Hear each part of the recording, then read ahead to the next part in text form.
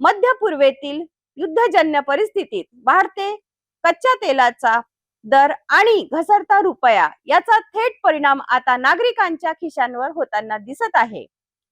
सलग दुसऱ्यांदा झालेल्या या दरवाढीमुळे वाहतूक, भाजीपाला, जीवनावश्यक वस्तू आणि सर्वसामान्यांच्या खर्चात आणखीन वाढ होण्याची शक्यता व्यक्त केली जात आहे।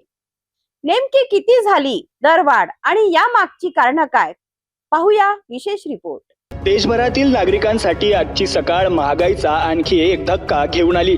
पेट्रोल आणि डिझेलच्या दरांमध्ये पुन्हा वाढ करण्यात आली असून आज 19 मे पासून नवीन दर लागू झाले आहेत। उद्योग क्षेत्रातील सूत्रांनुसार पेट्रोल आणि डिझेलच्या किमतीत सुमारे 87 ते 91 पैशांपर्यंत वाढ करण्यात आली आहे। ही अवघा एका आठवड्यातील दुसरी दरवाढ आहे। यापूर्वी 15 मे रोजी पेट्रोल आणि डिझेलच्या दरात 3 रुपयांची वाढ करण्यात आली होती। त्यानंतर आता पुन्हा झालेल्या वाढीमुळे एका आठवड्यात जवळपास 4 रुपयांनी महाग झाले आहे। 4 वर्षांच्या स्थिरतेनंतर झालेल्या या सलग दरवाढींनी वाहनधारकांची चिंता वाढवली आहे।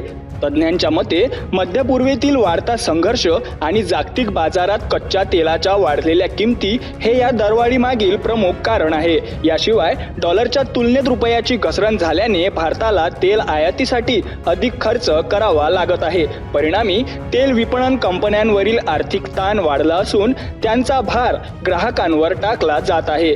इंधन दरवाढीचा परिणाम केवळ वाहनधारकांपुरता मर्यादित राहत नाही। मालवाहतूक खर्च वाढल्याने भाजीपाला, फळे, धान्य, दूध आणि इतर जीवनावश्यक वस्तूंच्या किमती वाढण्याची शक्यता असते। त्यामुळे सर्वसामान्यांच्या घरगुती बजेटवर आणखी ताण निर्माण होणार आहे। देशातील अनेक शहरांमध्ये पेट्रोल आणि डिझेलचे दर आता मागील 4 वर्षातील उच्चांकावर पोहोचले आहेत। आगामी काळात आंतरराष्ट्रीय परिस्थिती सुधारली नाही तर इंधनाच्या दरात आणखी वाढ होण्याची शक्यता काही तज्ज्ञांनी व्यक्त केली आहे। महागाईचा फटका आधीच सहन करणाऱ्या नागरिकांसाठी ही दरवाढ चिंतेची बाब ठरत असून सरकारकडून दिलासा मिळणार का याकडे आता संपूर्ण देशाचं लक्ष लागलं आहे।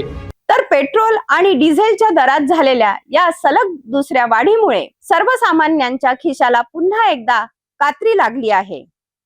इंधन महागलं की त्याचा परिणाम प्रत्येक क्षेत्रावर होतो आणि अखेर त्याचा भार सामान्य नागरिकांना सहन करावा लागतो। आगामी काळात जागतिक परिस्थिती आणि कच्च्या तेलाच्या किमती कोणते वळण घेतात यावर पुढील दरवाढ अवलंबून असणार आहे। या महत्त्वाच्या घडामोडींवर आमची नजर कायम राहील।